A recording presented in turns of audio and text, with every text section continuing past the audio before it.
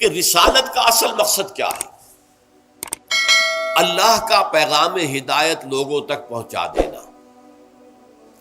اللہ اس پر قادر ہے کہ ایک کتاب جو ہے وہ ہر انسان کو بھیج دیتا، قادر ہے، لیکن نہیں۔ اللہ تعالیٰ اس پر قادر ہے کہ ہر انسان کے سامنے جو ہے وہ فرشتہ آ جاتا اور وہ ہدایت نامہ لے کر آتا، جس کو انسان دیکھ لیتا کہ واقعی فرشتہ ہے، وہ لے کر آیا۔ نہیں، اللہ نے اس کا ایک سلسلہ اپنی کمال حکمت کی بنیاد پر تجویز کیا اور اس کو اختیار فرمایا، اور وہ ہے سلسلہ رسالت۔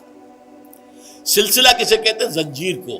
تو سلسلہ رسالت کی دو کڑیاں، یہ دو کڑیوں پر مشتمل ہے۔ دیکھیے، اللہ وراء الورا ثم وراء الورا ثم وراء الورا ثم وراء الورا، اور انسان ثم رددناہ اسفل سافلین، بہت نیچے۔ شوخ و گستاخ، یہ پستی کے مکین کیسے ہیں؟ یہ جو جواب شکوہ میں جو بات جو ہے فرشتوں نے کہی کہ یہ کون انسان ہے جو اس طرح گستاخی کے ساتھ اللہ سے بات کر رہا ہے؟ شوخ و گستاخ، یہ پستی کے مکین ہے تو سب سے نیچے، اسفل سافلین۔ اور یہ اس قدر اللہ تعالیٰ کے ساتھ شوخی برت رہا ہے، جو اس علامہ اقبال نے جو شکوہ کے اندر جو کیفیت اختیار کی۔ اب اس وراء الورا وراء الورا وراء الورا ہستی سے اس پستی کے مکین کو پیغام بھیجنا ہے۔ ایک پیغام اللہ براہ راست بھی بھیج سکتا ہے بغیر کسی فرشتے کی درمیان میں کسی کڑی کو استعمال کیے، اس کو ہم کہتے ہیں الہام، دل میں ڈال دیتا ہے، القاء، کسی فرشتے کی ضرورت نہیں ہے، اللہ براہ راست القاء فرماتا ہے۔ اللہ نے براہ راست حضرت موسیٰ علیہ السلام سے بات بھی کر لی، صرف یہ کہ اوٹ تھی، پردہ تھا، من ورائے حجاب تھا، اللہ روبرو نہیں تھا، لیکن آواز اللہ کی تھی۔ یہ اللہ سارے طریقے اختیار کر سکتا ہے، لیکن اللہ نے جو مین طریقہ اختیار کیا وہ سلسلہ رسالت ہے۔ اس سلسلہ رسالت کی دو کڑیاں ہیں۔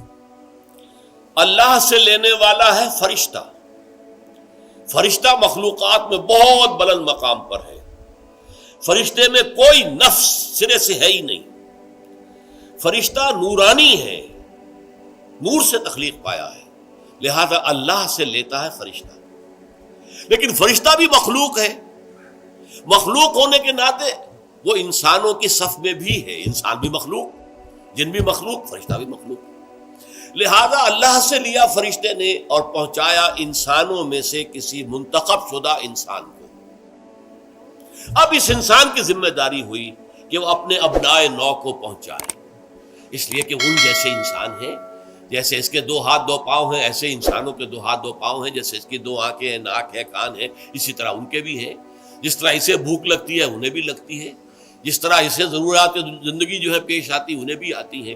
تو اس اعتبارات سے وہ گویا کہ ان کی صف میں ہے، وہ بھی بشر ہے۔ قل انما انا بشر مثلکم یوحی الی انما الہکم الہ واحد۔ فرق صرف یہ ہے کہ مجھ پر وحی کی گئی ہے، اور اس وحی کا لب لباب کیا ہے کہ تمہارا الہ ایک ہی اللہ ہے، واحد ہے، کوئی اس کا ساتھی نہیں۔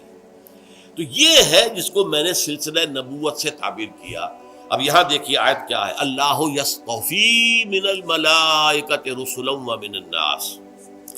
اللہ چن لیتا ہے، پسند کر لیتا ہے فرشتوں میں سے بھی اپنے پیغامبر، رسل رسول کی جمع ہے۔ ارسلہ یرسلو ارسالا، کسی کو بھیجنا، بھیجا، ارسلہ یرسلو ارسالا، ارسال، اس سے مرسل بھی بنتا ہے، مرسلین۔ فَلَنَسْأَلَنَّ الَّذِينَ أُرْسِلَ إِلَيْهِمْ وَلَنَسْأَلَنَّ الْمُرْسَلِينَ۔ سورہ اعراف کی یہ چھٹی آیت ہے، اس کو نوٹ کیجئے۔ وَلَنَسْأَلَنَّ الَّذِينَ أُرْسِلَ إِلَيْهِمْ، ہم ان سے بھی پوچھیں گے جن کی طرف ہم نے رسولوں کو بھیجا۔ وَلَنَسْأَلَنَّ الْمُرْسَلِينَ، ہم مرسلین سے بھی، جنہیں ہم نے بھیجا ان سے بھی پوچھیں گے تم نے ہمارا پیغام پہنچا دیا یا نہیں۔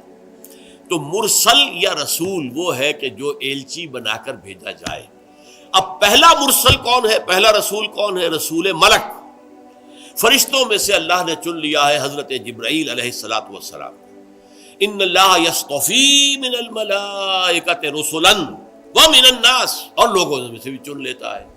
لوگوں میں سے چنا ابراہیم کو، لوگوں میں سے چنا موسیٰ کو، لوگوں میں سے چنا عیسیٰ کو، لوگوں میں سے چنا نوح کو، ہود کو، صالح کو، شعیب کو، لوط کو علیہم الصلوۃ والسلام، اور بالآخر چنا محمد الرسول اللہ صلی اللہ علیہ وسلم۔ تو یہ دو کڑیاں ہو گئی رسالت کی، کہ ایک رسول ملک ہے جو اللہ سے لیتا ہے، اللہ سے قرب رکھتا ہے. کیوں؟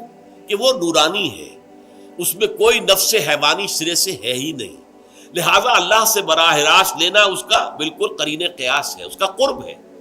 پھر وہ پہنچاتا ہے رسول بشر کو، اس لیے کہ مخلوق ہونے کے ناطے وہ رسول کے قریب ہے، رسول بشر کے قریب ہے. کہ جیسے رسول بشر مخلوق ہے، ایسے ہی وہ جو رسول ملک ہے وہ بھی مخلوق ہے. اب ذمہ لگتا ہے اس رسول بشر کے کہ اب پہنچاؤ اپنے جو بھی ابنائے نو ہیں، جو اپنی نو کے انسان ہیں، اپنی قوم ہیں، اپنے لوگ ہیں، ان کو پہنچاؤ.